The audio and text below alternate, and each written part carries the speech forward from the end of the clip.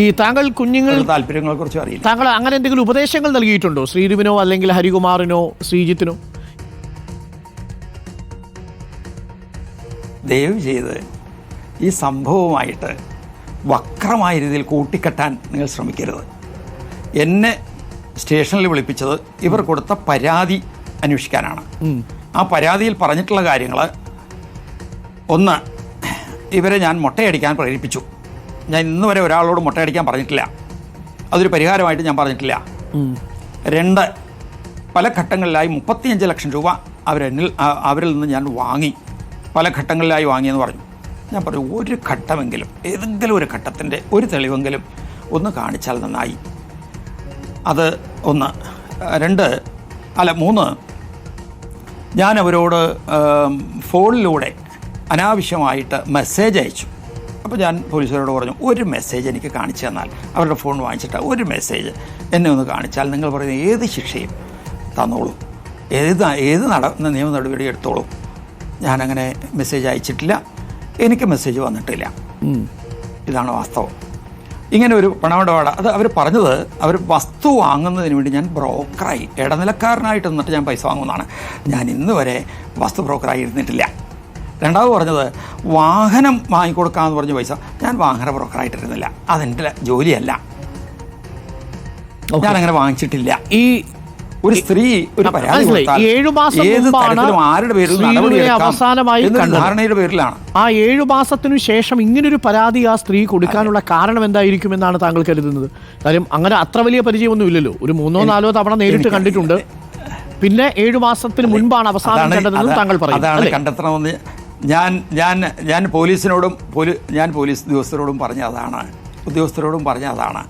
ഈ പരാതിയുടെ പിന്നിൽ ആരോ ഉണ്ടാവാം. എന്താണ് അതിൻ്റെ പ്രചോദനം എന്ന് എനിക്കറിയില്ല. ഞാൻ നിരപരാധിയാണ്, 100% നിരപരാധിയാണ്. ഒരു കള്ളപ്പരാതി തന്നിട്ട് ഇങ്ങനെയൊക്കെ എൻ്റെ ജീവിതത്തെ കീഴ്മേൽ മറിക്കത്തക്ക രീതിയിലുള്ള ദുഷ്പ്രചരണമൊക്കെ ഉണ്ടാക്കി ലോകം മുഴുവൻ ഇങ്ങനെ ശംഖുമോ ദേവിദാസൻ ഒരു തട്ടിപ്പുകാരനാണെന്ന് വരുത്തി തീർക്കാനായിട്ട് മീഡിയകളൊക്കെ ഗംഭീരമായി പരിശ്രമിച്ചു. പക്ഷേ എൻ്റെ മനസാക്ഷിക്കറിയാം, ഞാനൊരു വക ചെയ്തിട്ടില്ല, ഞാനൊരു തെറ്റും ചെയ്തിട്ടില്ല. അതുകൊണ്ട് തന്നെ എന്നെ അറിയുന്നവർ ഈ 10,000 രൂപ ഹരികുമാറിന്റെ അക്കൗണ്ടിലേക്ക് ഇട്ടുകൊടുത്തു എന്നതല്ലാതെ 1 രൂപ പോലും ഹരികുമാറിന്റെ കുടുംബത്തിൽ നിന്നോ ശ്രീധുവിന്റെ കുടുംബത്തിൽ നിന്നോ ശ്രീജിത്തിന്റെ ഭാഗത്തു നിന്നോ താങ്കൾക്ക് കിട്ടിയിട്ടില്ല? ഇല്ല, ഒരു പൈസ വാങ്ങിച്ചിട്ടില്ല. അങ്ങനെ വാങ്ങിക്കേണ്ട സാഹചര്യം ഉണ്ടായിട്ടില്ലാന്നേ. ഞാൻ അങ്ങനെ കടം വാങ്ങി, മറ്റുള്ളവരുടെ നിന്ന് കടം വാങ്ങി, ബാങ്കിൽ നിന്നൊക്കെ ലോൺ എടുത്തിട്ടുണ്ട്, അല്ലാതെ ഈ വ്യക്തികളിൽ നിന്ന് അങ്ങനെ കടം വാങ്ങി. താങ്കൾ ഈ മറ്റ് ആഭിചാരക്രിയകളോ മന്ത്രവാദങ്ങളോ അങ്ങനെ എന്തെങ്കിലുമൊക്കെ ചെയ്യുകയും അതിനെ പ്രോത്സാഹിപ്പിക്കുകയും ചെയ്യുന്ന ആളാണോ ശ്രീദേവിദാസൻ?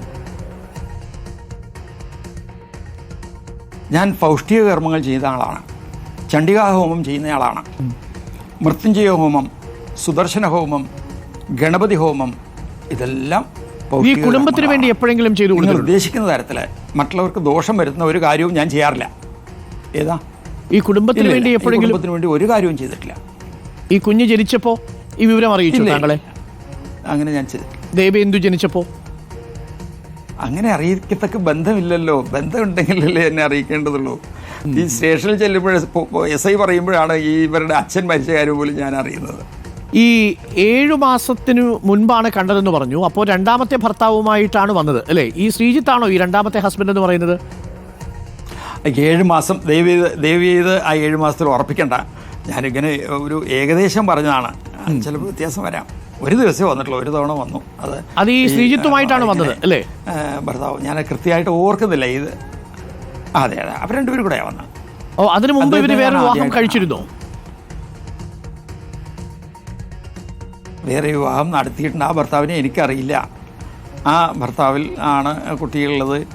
അതിനെപ്പറ്റി അവരുടെ വ്യക്തിപരമായ കാര്യങ്ങളൊന്നും എനിക്കറിയില്ല. ആ കുടുംബത്തിൽ എന്തൊക്കെ വിഷയങ്ങളുണ്ടാകാം എനിക്കറിയില്ല. അതായത് ഒരു 3 വർഷത്തെ ഇടവേളയ്ക്കു ശേഷം അമ്പലത്തിൽ പോകുന്നതിനിടയ്ക്ക് താങ്കളെ വന്നു കണ്ടു, അപ്പോൾ ഞാൻ വിവാഹം കഴിച്ചു മാഷേ എന്ന് പറഞ്ഞു അല്ലേ? അങ്ങനെ വിളിക്കുന്നത് എന്താണ് ഈ ശ്രീധു? സാറേന്നാ വിളിക്കുന്നത്. സാറെന്നാ വിളിക്കുന്നത്. ഓക്കെ. അപ്പോൾ ഈ കർമ്മങ്ങളൊക്കെ ചെയ്യുക എന്നത് മാത്രമേ ഉള്ളൂ, ഇത് വേറെ ഇടപാടുകളൊന്നുമില്ല? ഒരു അധ്യാപകനായ ഒരു അധ്യാപകൻ താങ്കളൊരു അധ്യാപകനായിരുന്നല്ലോ. അല്ല, ശ്രീധുവിനെ പഠിപ്പിച്ചിട്ടുണ്ടോ? താങ്കളൊരു അധ്യാപകനാണല്ലോ. ഇല്ല, താങ്കളെ ഒരു അധ്യാപകനാണല്ലോ. അങ്ങനെ ഞാൻ ഉദ്ദേശിച്ചു പഠിപ്പിക്കുന്ന വിഷയം നന്നായി പഠിച്ച് മറ്റുള്ളവരുടെ മുമ്പിൽ അവതരിപ്പിക്കുക എന്നുള്ള ഒരു ശ്രമം താങ്കൾ നടത്താറുണ്ടല്ലോ. താങ്കൾ ജ്യോതിഷ കർമ്മങ്ങൾ ചെയ്യുന്ന, ജ്യോതിഷം പഠിപ്പിക്കുന്ന ഒരു മാഷ് എന്ന നിലയിലാണ് താങ്കളെ ശ്രീധുവിന് അറിയാവുന്നത്. അദ്ദേഹത്തിന്റെ സഹോദരനെ താങ്കൾ കുറച്ചു കാലം കൂടെ സഹായിയായിട്ട് കൂട്ടിയിരുന്നു. ആ ഒരു ബന്ധം മാത്രമേ ഉള്ളൂ. 10,000 രൂപ ഹരികുമാറിന് കൊടുത്തിരുന്നു. ആ സമയത്ത് മാനസിക ബുദ്ധിമുട്ട് നേരിടുന്ന ആളാണെന്ന് താങ്കൾ മനസ്സിലാക്കിയല്ലേ ഈ ഹരികുമാർ? അതെ, അപ്പോഴാണ് ഞാൻ ഒഴിവാക്കിയത്. അതിനുശേഷം പിന്നീട് ഒരു ബന്ധവുമില്ല, ഫോണിലുമില്ല, അതല്ലാതെയുമില്ല. അല്ല, എൻ്റെ ഫോൺ പോലീസ് പരിശോധിക്കുന്നുണ്ട്. ഞാൻ അവരോട് പറഞ്ഞു, എൻ്റെ ഫോൺ പരിശോധിക്കണം, അവരുടെ ഫോണും പരിശോധിക്കണം. അല്ല, ആത്മവിശ്വാസത്തിൽ ഞങ്ങൾ വിശ്വസിക്കുന്നുണ്ട് ശ്രീ ദേവിദാസൻ. ഒരു കാര്യം കൂടി, ഈ ഹരികുമാറിനെ പറഞ്ഞു വിടുന്ന സമയത്ത് ശ്രീധുവിനെ കണ്ടിരുന്നു? ഇത് ആത്മവിശ്വാസമല്ല, ഇത് സത്യമാണ്, ഇത് സത്യമാണ്. ഏതാ ഈ ഹരികുമാറിനെ പറഞ്ഞു വിടുന്ന സമയത്ത് ശ്രീധുവിനോട് മറ്റോ സംസാരിച്ചിട്ടുണ്ടോ? ഇങ്ങനെ ഹരിയെ പറഞ്ഞു വിടുകയാണ്, ഇനി ഹരി വരേണ്ടതില്ല? ഇല്ല, അവരുടെ ഹരിയുടെ അച്ഛനും അമ്മയും വന്ന് കൊണ്ടുപോവാണ് ചെയ്തത്. Okay, thank you Shri Devidasan. കാര്യങ്ങൾ പുറത്തു വരട്ടെ. ഈ ഇടപാടുകളും ബാക്കിയുള്ള കാര്യങ്ങളും ഒക്കെ അന്വേഷിക്കുകയാണല്ലോ, അത് തീർച്ചയായിട്ടും പുറത്തു വരട്ടെ. Thank you.